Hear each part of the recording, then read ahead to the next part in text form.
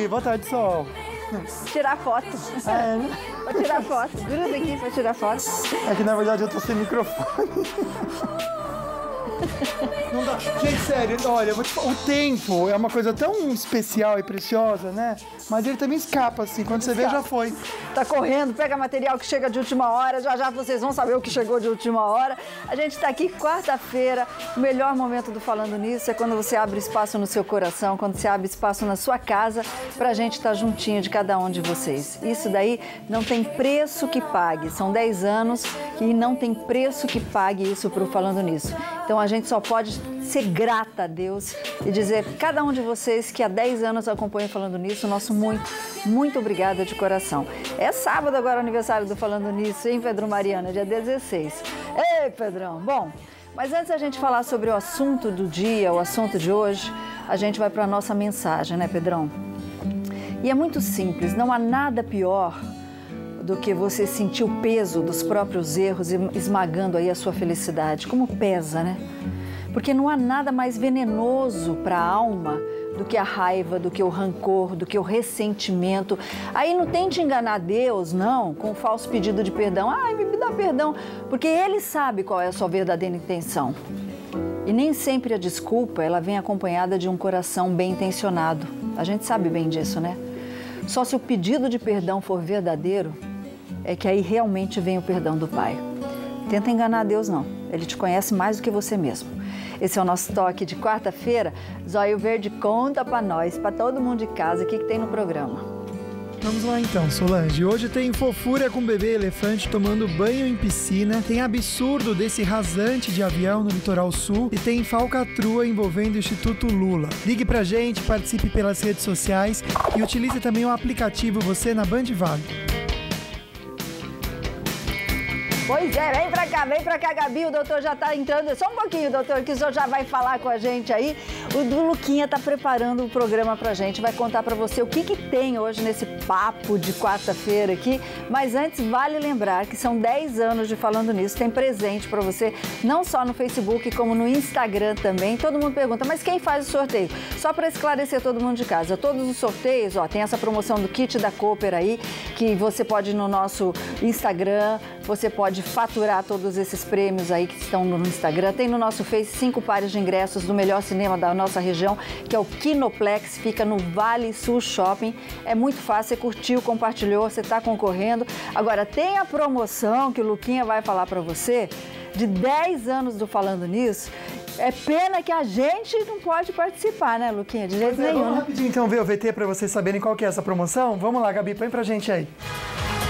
O programa Falando Nisso está comemorando 10 anos. E para brindar esse sucesso, o Falando Nisso preparou um presente inesquecível. Um descanso merecido de 4 dias no Clube Med para 2 adultos com tudo pago. Para ter a chance de ganhar, curta e compartilhe a foto da promoção no Face do Falando Nisso, escrevendo por que você merece este descanso no Clube Med. O resultado será no dia 1º de agosto. Programa Falando Nisso, 10 anos com você.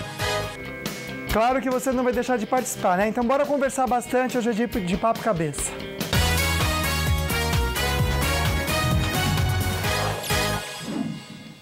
Uma palavra pesada e a amplitude dela é maior ainda, Luquinha. Para mim o significado, o sinônimo dessa palavra é burrice, é ignorância, não tem como a gente definir preconceito de outra forma. Desculpa, mas não tem. Pois é. Se você sofre preconceito no ambiente de trabalho, muitas vezes com as suas próprias amizades, dentro da sua família, né?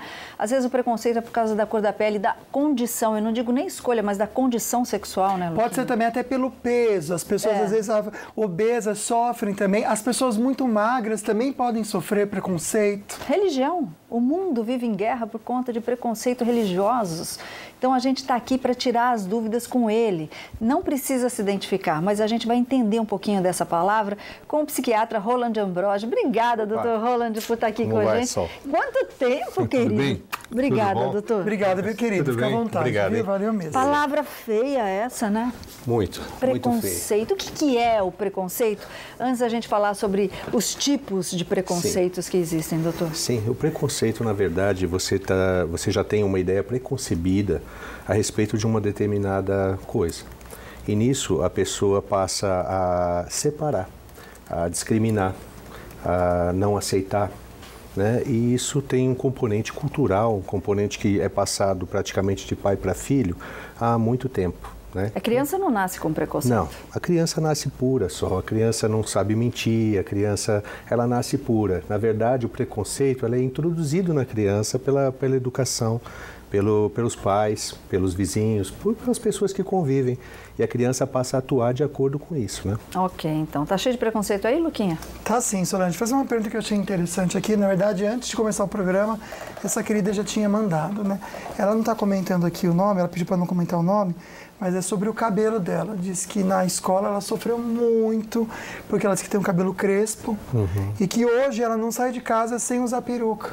Que diz que é uma coisa que ela não consegue deixar de fazer. Ela comentou que ela tem 37 anos de idade. Então já faz um bom tempo aí que ela se formou da escola, mas não consegue vencer isso. O que a gente pode dar uma sementinha de esperança aí para ela, para de repente ela conseguir aí se aceitar? Não sei, doutor. Na verdade, é uma situação muito complexa, porque, veja bem, essa pessoa foi vítima de preconceito e ela aceitou o preconceito, ou seja, ela se submeteu a ter que usar a peruca, ela se submeteu a ter que esconder alguma coisa que foi evidenciado. As pessoas não aceitavam o cabelo, achavam feio, faziam crítica e essa pessoa se submeteu ao preconceito. Na verdade, hoje em dia, de acordo com a personalidade da pessoa, muitas vezes a pessoa reage a isso. A pessoa briga, a pessoa abre o espaço dela, ela não aceita e tudo mais. Mas realmente, por vezes, a pessoa cede ao preconceito e sofre calada, que é muito triste. A gente vai ver o depoimento de uma querida que mandou aqui pra gente o sofrimento dentro da família. Tem muita mulher aqui que sofre preconceito do próprio marido, né? A gente não está aqui para julgar, mas a gente está aqui para tentar minimizar esse problema. Como é que você lida com esse preconceito? Para facilitar um pouquinho a sua vida, né, Luquinha? Fazer mais uma pergunta aqui, claro, pessoal, que eu tô vendo que dá tempo de fazer. Achei também bem interessante. Obrigado vocês pela confiança. Pode participar sem falar o nome, tá? Mas tem ao vivo? Não, né? Vou fazer aqui, então. Pode ir. Essa querida aqui comentou o seguinte, né?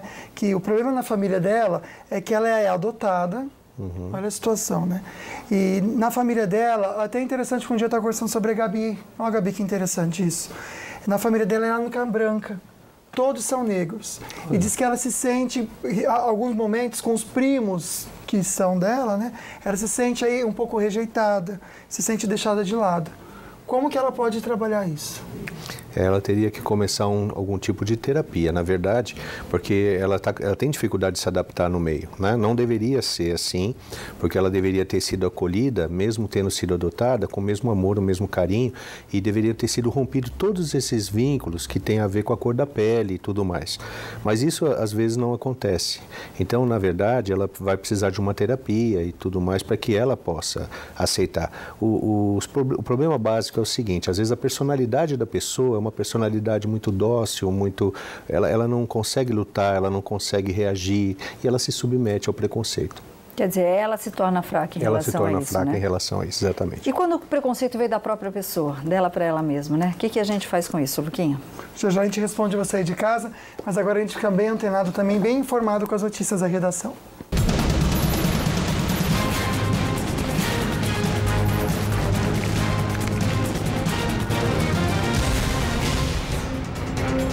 E em uma disputa que conta com mais de 10 candidatos, a Câmara dos Deputados lá de Brasília elege nesta quarta-feira um novo presidente que vai comandar a casa até fevereiro do ano que vem.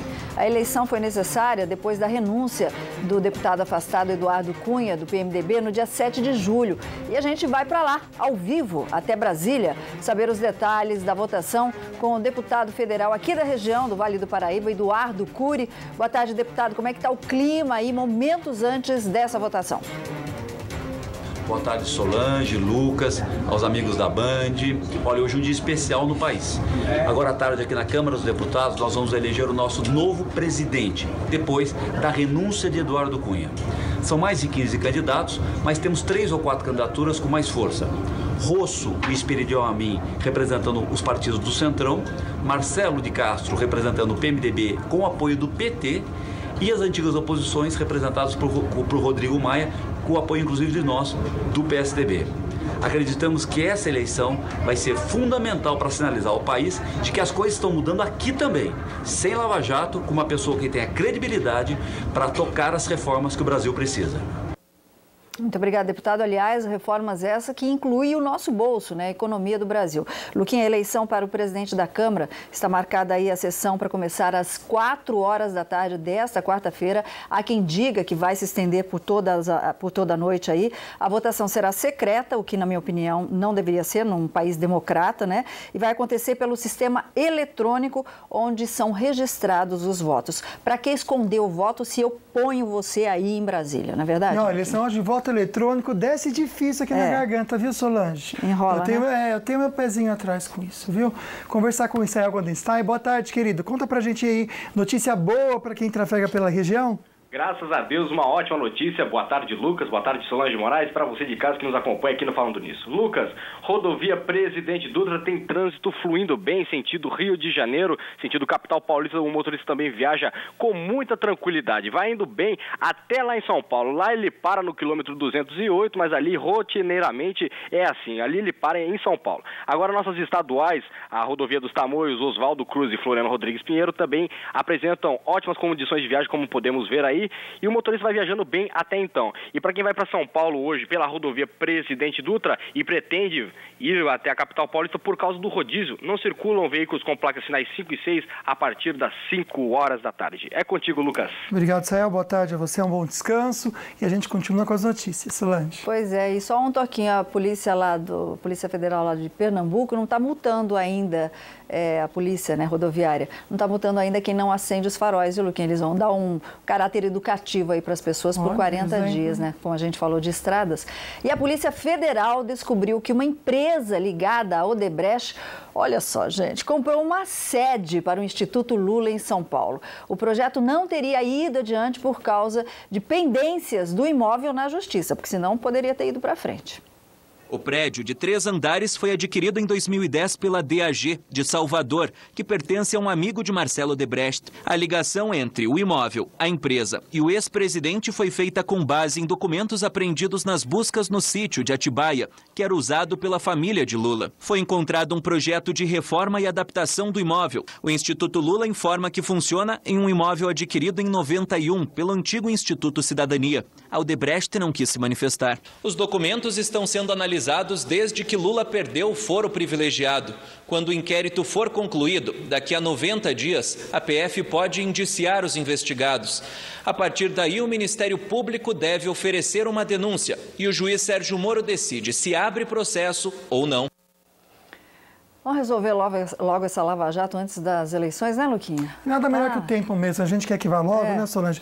Mas é engraçado que o Lula, né, já teve o nome tão associado à esperança para o país e hoje a gente só vê o nome dele associado à sujeira, né? Sim. Como o tempo realmente vai mostrando as coisas. Por falar em tempo, tá bem seco, né? Tá difícil de respirar às vezes.